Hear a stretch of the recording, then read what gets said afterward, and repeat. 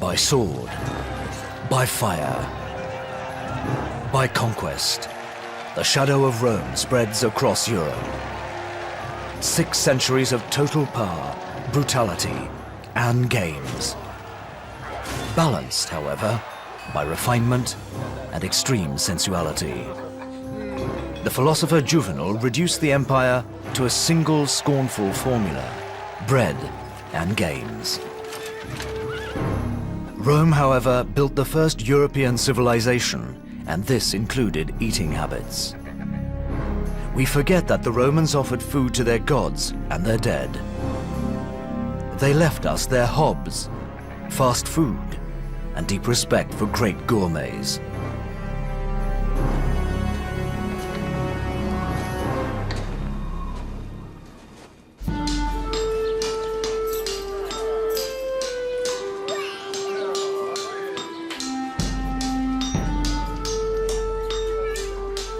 By 30 AD, shops selling food were to be found at every street corner of Rome, already the center of a vast empire.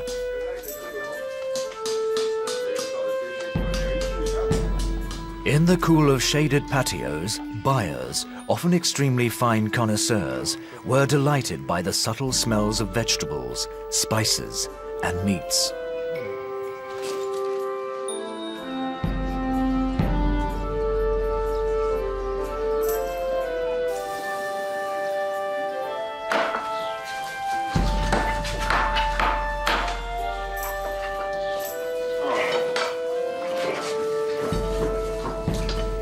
One of the best known of these buyers was Marcus Gavius Apicius, a true gourmet. Accompanied by his matron and kitchen steward, he is looking for a rabbit of sufficient quality for one of the new recipes he has just written for his De Re Coquinaria, the first great treatise in the history of cooking.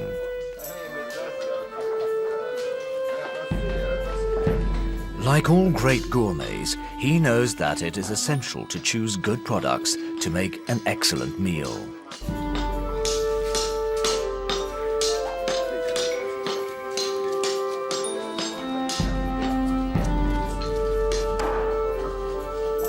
And this idea is immediately proved right in the kitchen.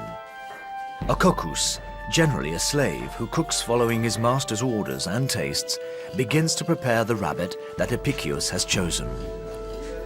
The Romans already had invented hobs, but in the patricians' huge villas, the elite of the time, the space reserved for preparing meals was surprisingly restricted. Kitchens in Roman houses did not have the kind of central place that kitchens have today in many houses, but rather it was a place where food was prepared by the servants, and therefore it was meant to be done out of view and out of sight, and above all out of odor of any of the members of the house. In fact, the food came to the table, but where it was actually prepared was not considered to be important or interesting in any way. Another characteristic of Roman kitchens was that in order to evacuate wastewater, they were always located close to the latrines, as the toilets were called. In the villas, therefore, convenience did not always mean delicious smells. But this does not prevent the lapinus from being gently glazed with honey to delight this evening's prestigious guest, Seion, the Emperor Tiberius' son.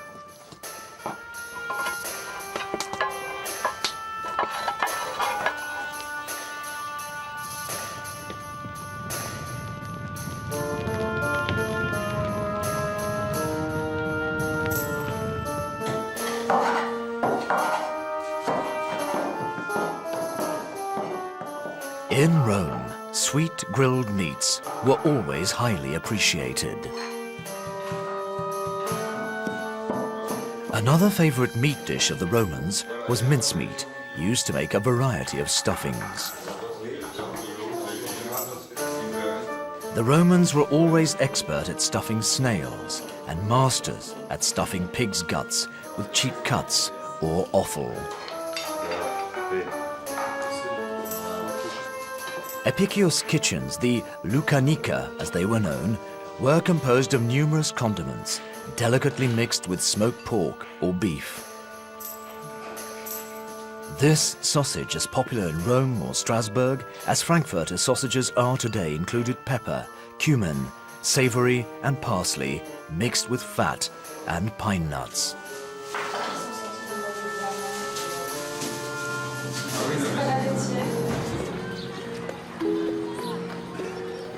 The Romans prepared amazing banquets with their stuffed foods. These feasts inspired great gourmets and also the first novelist, Caius Petronius Arbiter, known as Petronius.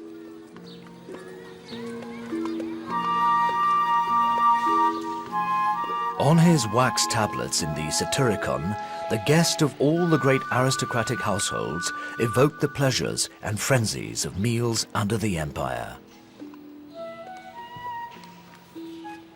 Already drunk, his hand lying on his wife's shoulder, his forehead decorated by several crowns and wet from the scent that ran into his eyes, he sat down in the seat of honor and immediately requested wine. Trimalchion, charmed by his good humor, asked for an even larger cup. The frescoes at Pompeii provide perfect illustration to Petronius' account and the orgiastic behavior of the rich citizens governed by Nero.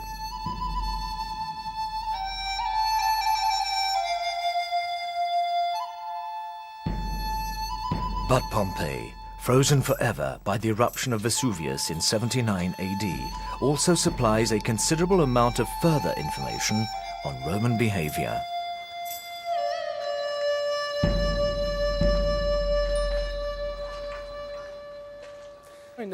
We should not believe that the Romans spent their time eating and having orgies. For the Romans, a meal was also meant to be a sober occasion, because, contrary to legend, they were an abstemious people who ate little. Only the privileged few were able to indulge themselves in magnificent dinners. These dinners were composed of two parts. First, a banquet known as the cena, and then the commissatio, which prolonged the banquet by a drinking session or a form of orgy, during which the master of the banquet proposed that a certain number of cups of wine be drunk, toasting the health of all present. These sessions could end extremely late at night and sometimes in a state of advanced inebriation.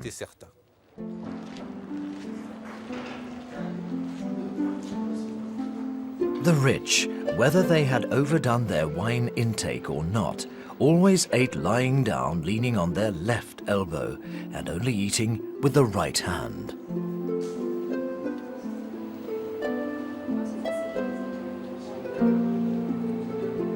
During meals, poets, often accompanied by their lyre, created an atmosphere of celebration, combining feasting with superstition.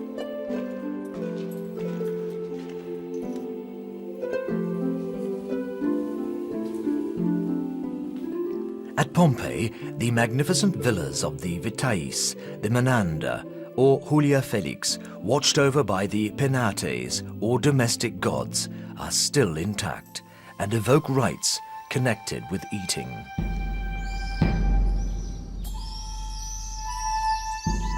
In the homes of the wealthy, the dining room, or triclinium, was considered a symbol representing the world.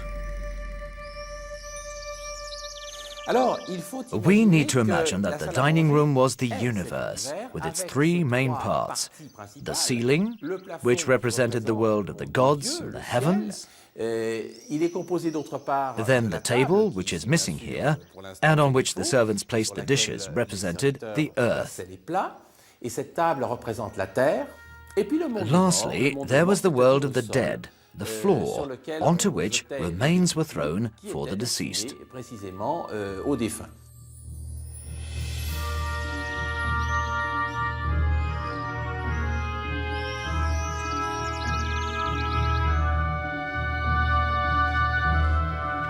In Rome, entertaining was above all about impressing one's guests. Social or political success was measured by the quality and abundance of the dishes.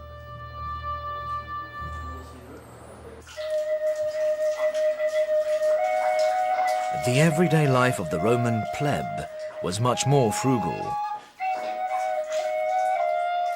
Like the Greek diet, the Roman diet had a very low protein content and was simply enriched by cereals or ingredients from distant lands. Romans ate more or less everything that we eat today, except that in the Roman period, of course, a lot of these things had to come from distant parts of the empire. And in particular, I would like to mention the spices that came from India and even further from the South Sea Islands. And it's interesting to notice that there was a Roman emporium in South India where they collected these foodstuffs that were needed at home in Rome. And above all, I think it's also important to underline that they ate just about the same things that we eat today, except that there are myths about their food consumption. In particular, some people think that they did not eat pork. As it turns out, we know that great amounts of pork were actually consumed, and even that they probably were the first to domesticate porks and make them into an animal that was closer to what we know today. With progress in breeding methods, the Romans were able to eat pork more frequently. Prepared in small quantities as a stew or to make meatballs for ordinary families, it was given much more sophisticated treatment by famous butchers such as Vitalis. His superb dugs, famous pig's trotters or brawn, and a large choice of smoked hams and sausages made him one of Rome's best-known butchers.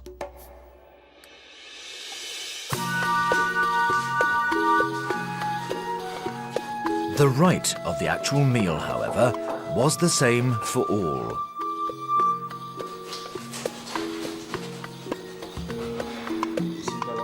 The ordinary people who did not have the means for tricliniums and their accompanying furniture ate sitting down. Breakfast, known as ientaculum, was eaten upon awakening and consisted of cheese bread accompanied by honey or olive oil. And sometimes a little fruit was added. This had to last a Roman until sunset, and the only real meal was the cena, that is to say, dinner. It was possible, however, to take a short break for lunch, the prandium.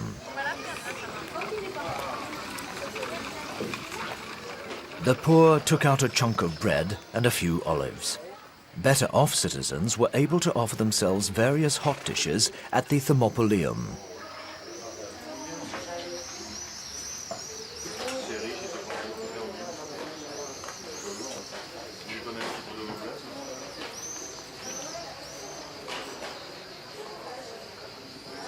This very first fast food system, invented for the Roman citizen, existed on street corners in Rome and Pompeii and offered one or two main dishes which could be taken away or eaten on the spot.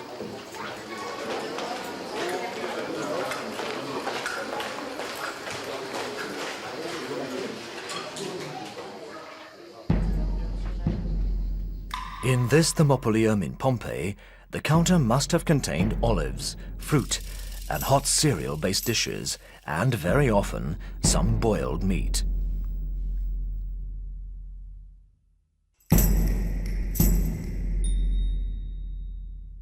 And to a certain extent, boiled food has always been seen as the simpler kind of food. And so, in a way to show that you are more cultivated or you are superior to others, you will indicate people as being eaters of boiled meats, whereas your preparation of these meats is more refined and that you are going to prepare it in ovens or fry that meat.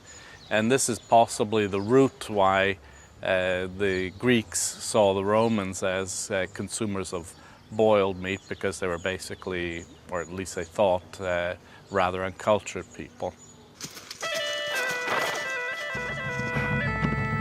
But the mash-eaters, as they were nicknamed by the Greeks, were also great travelers. About every 60 kilometers along the immense Roman road network built right across Europe, there were always places to eat something. For example, on the Via Domitia, which linked Rome to Spain.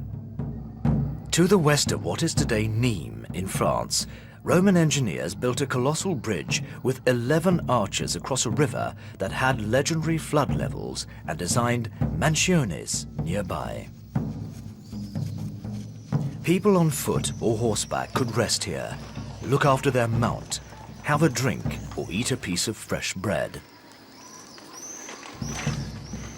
There was no shortage of bread throughout the empire. It was usually in the form of pancakes, and everyone could eat as much as they wanted. There was no famine in the Roman Empire.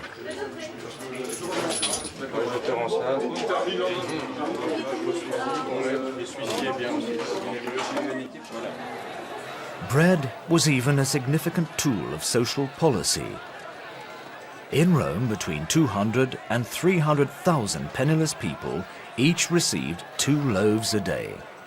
When the empire celebrated a new conquest, the citizens were even allowed to have a double ration of bread and wine to drink to the emperor's health. During the 1st century BC, the provinces around Rome were the largest exporters of wine in the ancient world.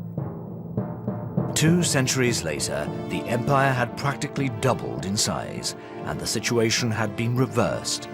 Rome was no longer an exporter, but had become an importer.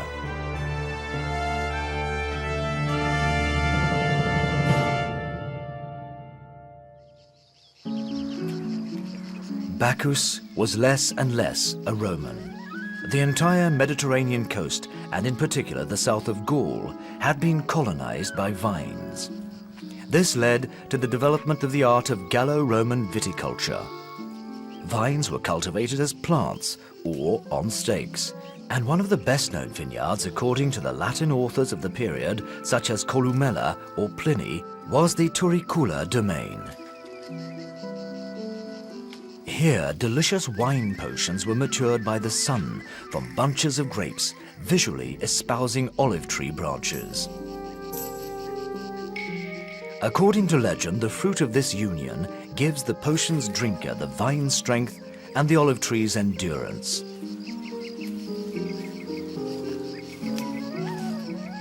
The marriage of the grape and the olive therefore paid tribute to Bacchus, the god of wine. With them, vine growing became an art form and at the same time a market in which each color had its place. The wine growers of antiquity rapidly began to specialize, taking customers' tastes into account. The Romans did not like red grape varieties, they only liked white grapes. It appears, though, that the Gauls and the Greeks appreciated red grape varieties. The Gauls practiced a custom which the Romans considered unbelievably barbaric, drinking their wine undiluted. Wine was always drunk diluted with water, except in Germany and Gaul.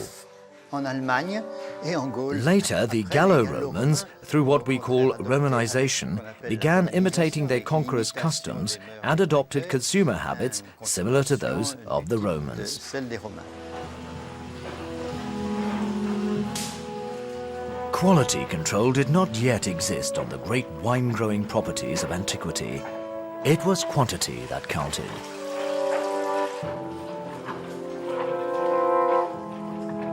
The Romans did everything they could to press every drop from the grape. After treading it by foot, so as not to lose a drop, the precious nectar was pressed by a weight of over a ton, operated by an ingenious system of pulleys.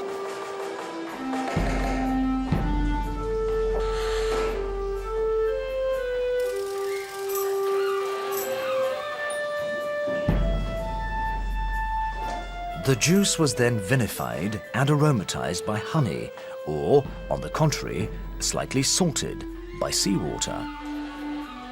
The cellar masters, who were experienced enologists, added concentrated grape juice known as de fruitum to the wine as it fermented, enabling the wine to remain smooth until the end of fermentation.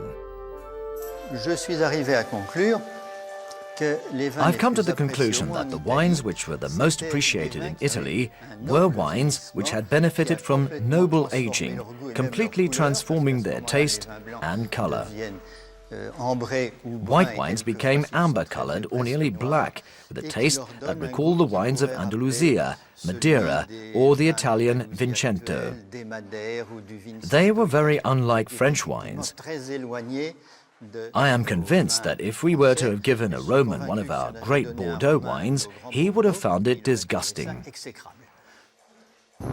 But in Rome, where each citizen drank an average of 150 litres of wine every year, great vintages such as Palermo could be transformed into undrinkable mixtures, according to Martial in his epigrams, especially if the amphora came from the unscrupulous merchants of Massilia, today Marseille.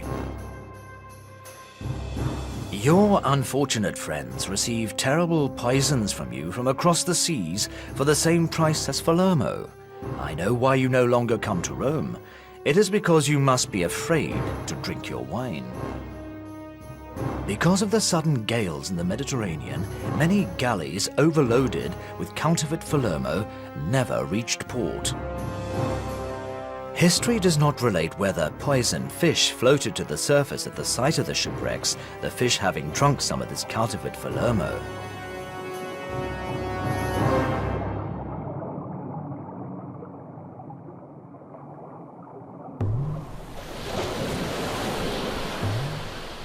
However, chroniclers all tell of the Romans' keen interest in sea treasures.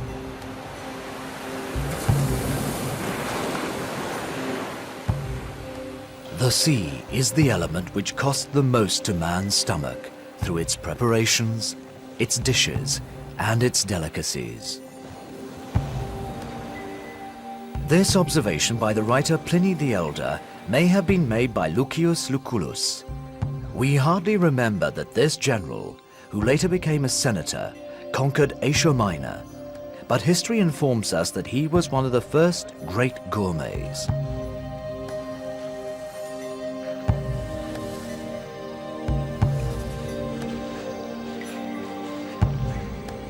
And like all Romans, he adored seafood. So as not to be dependent on Neptune's wrath, he even practiced the latest fashion, fish pond breeding. Rich patricians were able to have red mullet, conger, octopus, bonito or turbo, very expensive products in high demand.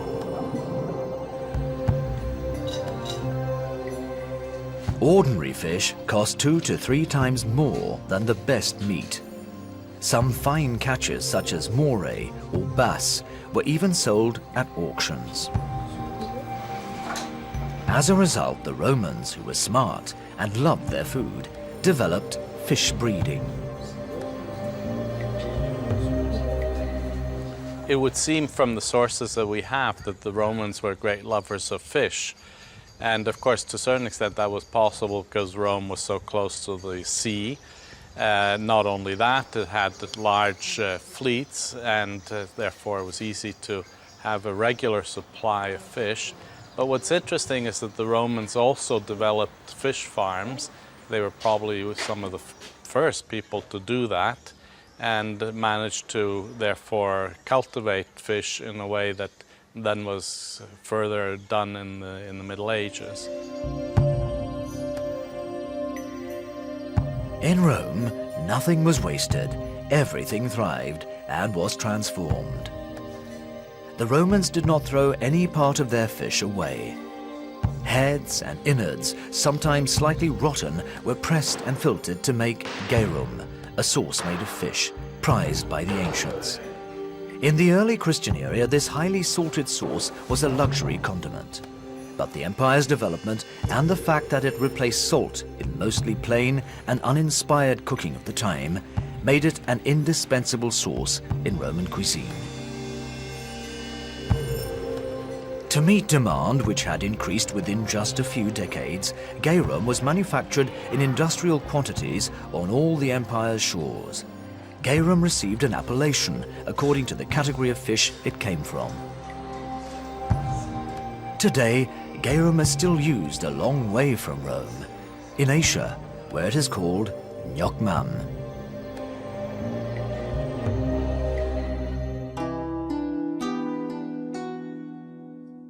The Romans also had a weakness for poultry. As these had to be plump, they were fattened, but not any old how.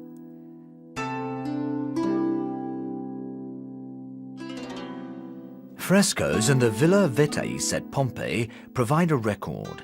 Everything that flies is force-fed with one of the Romans' favorite fruits, the fig.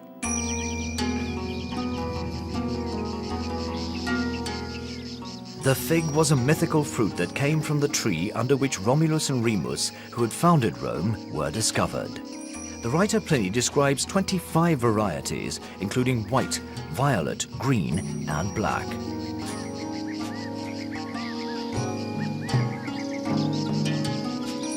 The fig tree harvest was always an important gourmet event for this family of patrician landowners.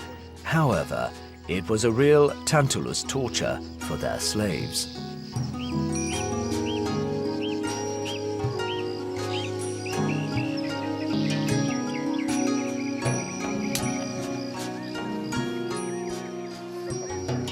There was no question of compromising the goose liver fattened with figs, one of Roman cooking's best-known dishes.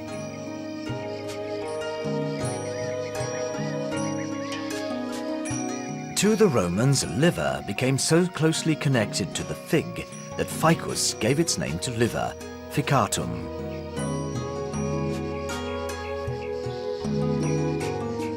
Eaten fresh, dried, or with honey, figs were also the favorite ingredients of the sweet and savory harmonies found on all Roman tables.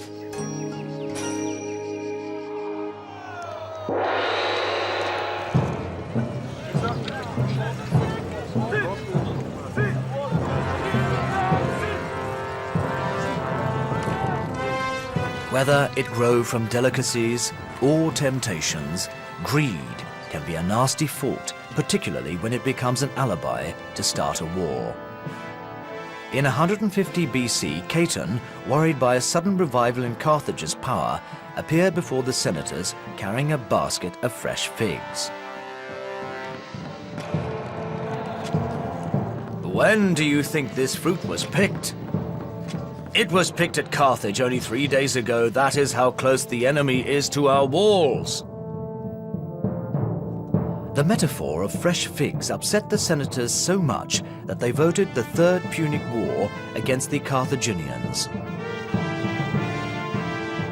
Carthago delenda. Carthage must be destroyed, and Caton's wish was fulfilled.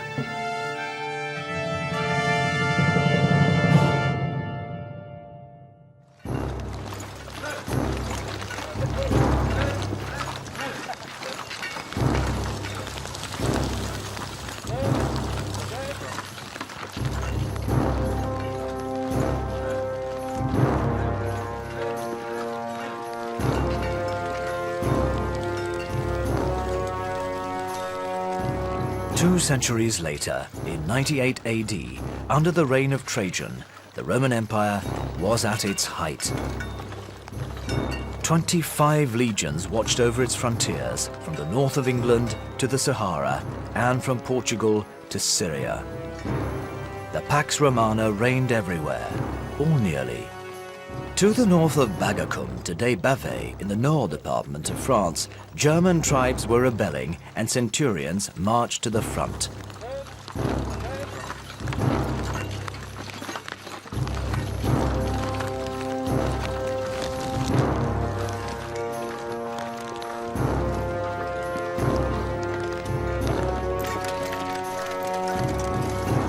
To commemorate the Emperor Tiberius' visit here 2,000 years ago, these history enthusiasts meet each year on the site of the ancient Forum of Bagacum to enact the exploits of Roman legionaries.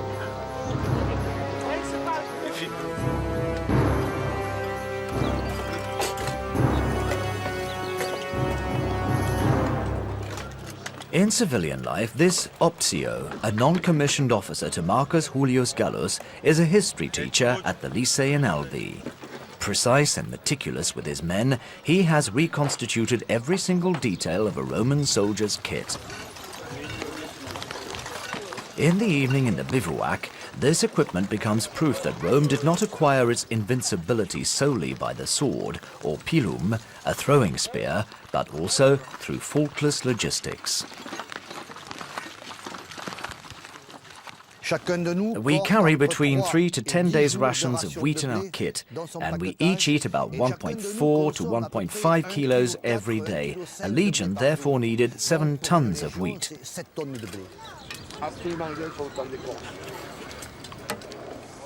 The marching legions were followed by wagons. Rome's strength depended upon its supply columns, which allowed the 5,000 men of a legion to march 30 kilometers every day with 40 kilos kit.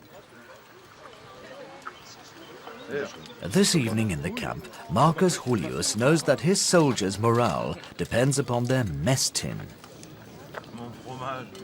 They all have their ration of dried vegetables, but the Optio plays the role of paterfamilias to improve their everyday fare. To make the chickpeas taste better, you mix them with as much cumin as you want according to your taste. Or you mix wine vinegar and honey in with your lentils. We love these combinations of sweet and savory. Cooking is in a sense our pastime once we have cleaned our arms. The legionary was somebody who liked to eat well and who needed to eat well to be fit to fight. The dried vegetables, which were light to carry, were responsible for the many triumphs of Roman legions. Lentils, often to be found in the legionary's bag, were also very practical for playing latronculus, the ancestor of backgammon. The stakes were less high when betting with lentils rather than sestertius, Roman money.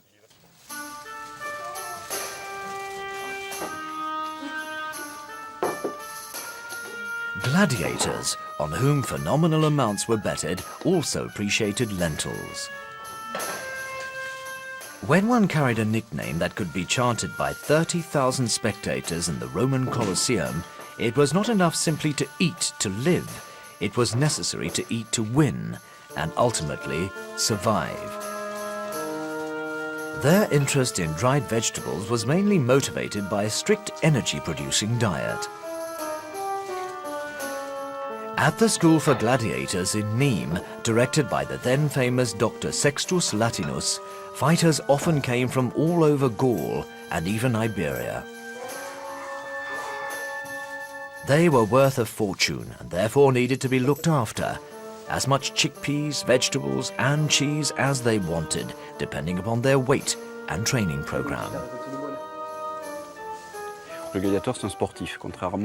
gladiator was a sportsman, unlike Hollywood's vision of him. He was not somebody who was there to kill as fast as possible in the arena, but someone who had had a very long training. And like leading contemporary athletes, they were given slow sugars. They didn't eat pasta, they ate cereals, spelt and chickpeas. They were given the basic food of the Roman world, which provided them with strength and energy.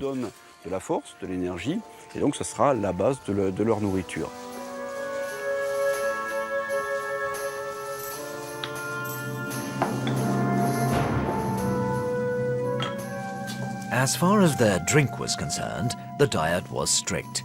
No wine, only water, and the water could not be too cold, as it would tire them and make them short of breath.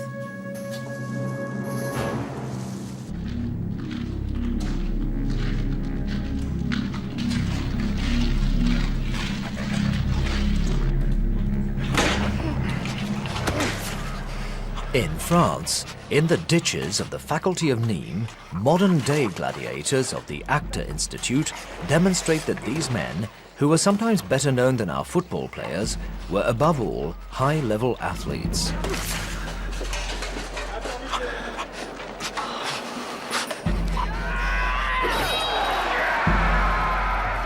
In a sense, they disagree with the research of Austrian scientists who recently stated that gladiators, too rich and too fat, must have looked like sumo wrestlers.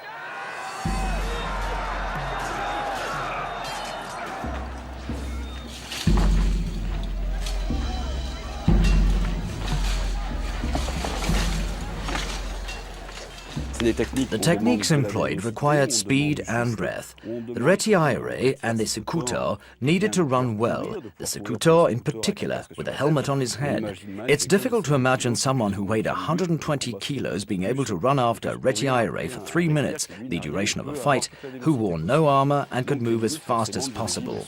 Iconographies of the time portray muscular and athletic gladiators, not fat ones. Perfectly regulated fights, true choreographies, rigorous combat, and often inevitable death.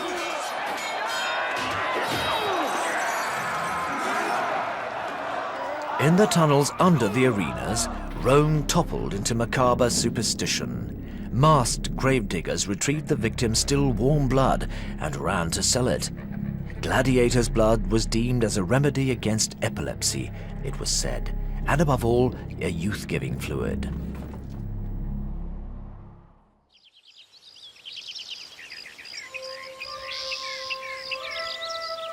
Another fluid, rich and soft, smooth and preserving, also developed under the sun and interested the Romans: olive oil.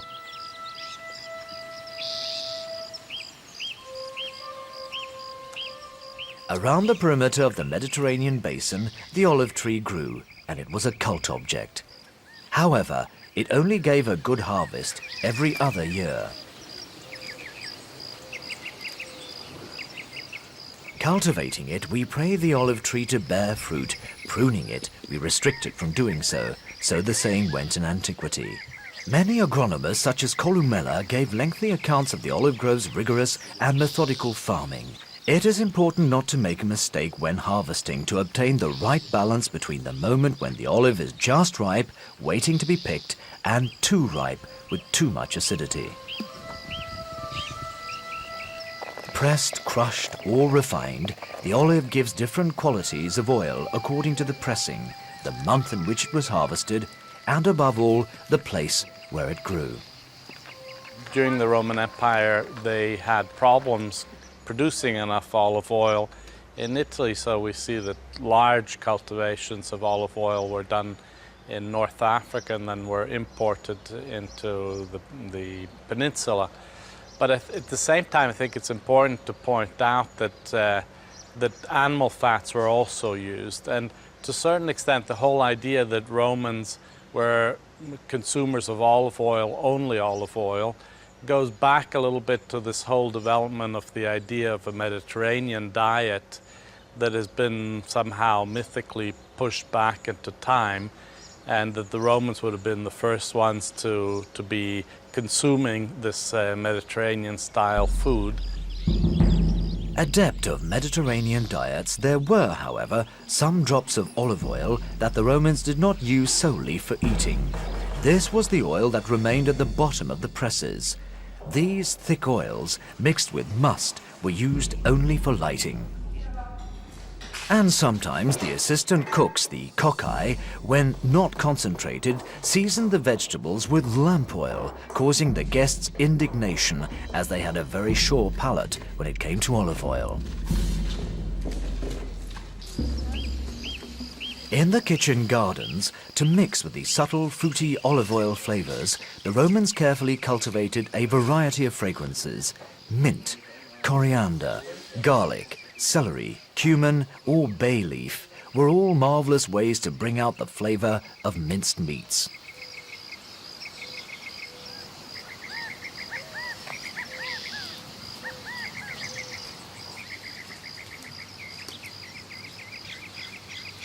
Epicurus will not contradict this, particularly when he is about to receive Tiberius' son, Drusus, at his table.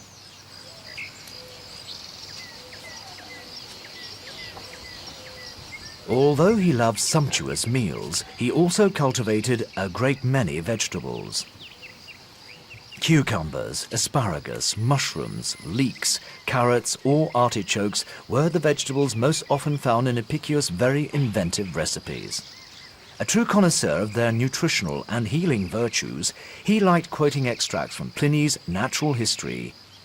Salad is salutary against gout, sparkling eyes and dislocations. This evening in Epicurus' kitchens, a large quantity of cabbage is also being cooked, and the tender shoots under the axilla of the leaves in fact resembles today's broccoli. Once cooked, they will be ideal for accompanying stuffed snails. To season rabbit and pork ribs, he has had spices sent from the empire's eastern limits. Epicurus adored pepper and cloves. But right now, he must find rose petals. The first great gourmet in history could have thrown himself into preparing sow's dugs stuffed with sea urchins or pink flamingos' tongues with honey. However, his endless inspiration led him to prepare nightingales baked with rose petals. Choosing rose petals was an art. Epicurus had an excellent nightingale supplier, but a few quails or thrushes would do. His recipe went: 2 birds per person are needed.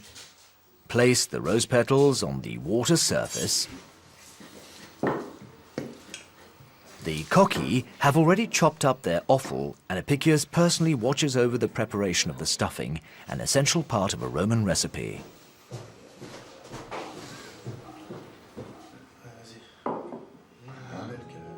Once the noble birds have been delicately smeared with honey, cut the mint carefully.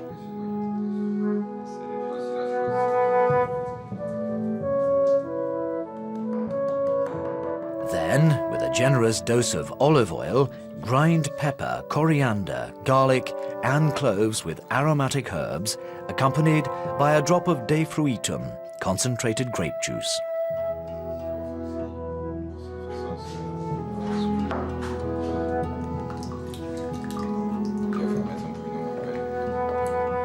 After preparing this sauce, Epicurus orders that each bird be delicately stuffed with a pick-of-the-crop prune.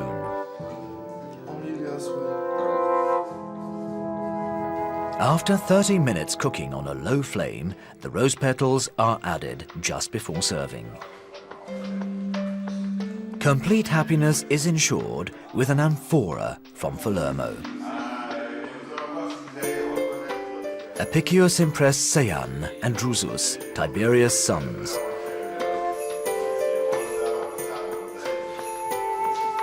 All Rome spoke with wonder of this new dish. Epicurus was unbelievably fashionable and inscribed the recipe on the tablets of the patrician school of cooking, which he had just opened in the empire's capital.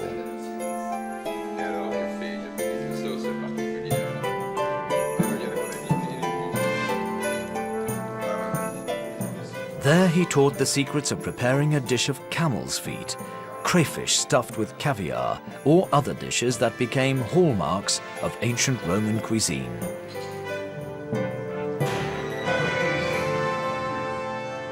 Certainly Epicurus is an important source for Roman cuisine. There are certain elements that would seem to be typical of the late Roman imperial period, and in particular the sweet and sour combination, which is very much of a hallmark that then seems to disappear in Europe for quite a long time in the Middle Ages. And so in that sense, probably we can consider Epicurus as a fairly faithful source for what imperial cuisine was like. It was unthinkable that this mythical gourmet should meet with an ordinary end. Epicurus fell into depression. In 37 AD, he considered that he was no longer able to continually create and innovate. Martial chronicled this over-ambitious and demanding individual's life. Epicurus, wrote Martial, You still had about 10 million secrets up your sleeve. However, not being content with this situation, you swallowed the ultimate potion, a cup of poison. Never, Epicurus, will you be more greedy. Epicurus feared that he would not be able to maintain his level of excellence, but he surely did not imagine that his name would cross the centuries.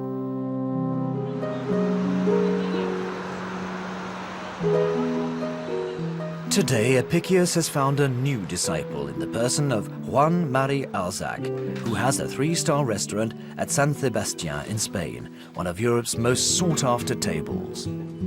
The marvelous essence of Basque cuisine and breathtaking inspirations are born in this taste laboratory.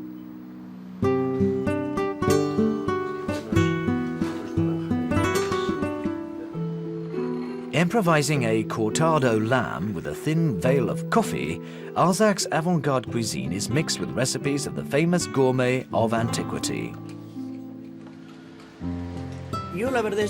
I'm 62 years old. I've studied, read, and observed everything I could in both the modern and ancient worlds. I look at everything, and I found some very important things in ancient Roman cooking. What has struck me in Epicurus' cooking is the balance between sweet and savory. I realized that sweetness stabilizes taste. Therefore, when one adds a little sugar to food, the taste is enhanced and lasts longer. I was struck by this and began researching in this direction. Like Epicurus, Alzac continually seeks perfection. These lemon tree leaves come from Tasmania, this black sesame from Cephalonia, western Greece. In his taste cabinet, the spices from around the world become the counterpoint of a breathtaking culinary symphony. The dish you're discovering today is roast lamb. It's pretty complicated to prepare. The presentation is also magnificent, and you can eat every bit of it. In Epicurus' time, there was a lot of useless decoration.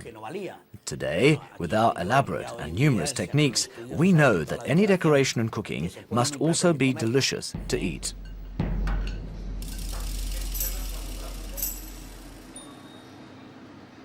Cook, alchemist, and decorator, Alzac displays and distorts flavors.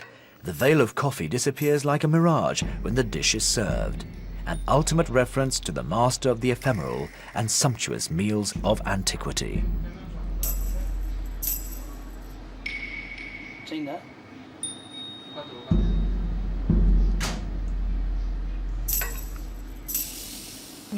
Of course, it's now become necessary to look for ingredients from all over the world, but it is true that in cooking, I feel related to Epicurus' period.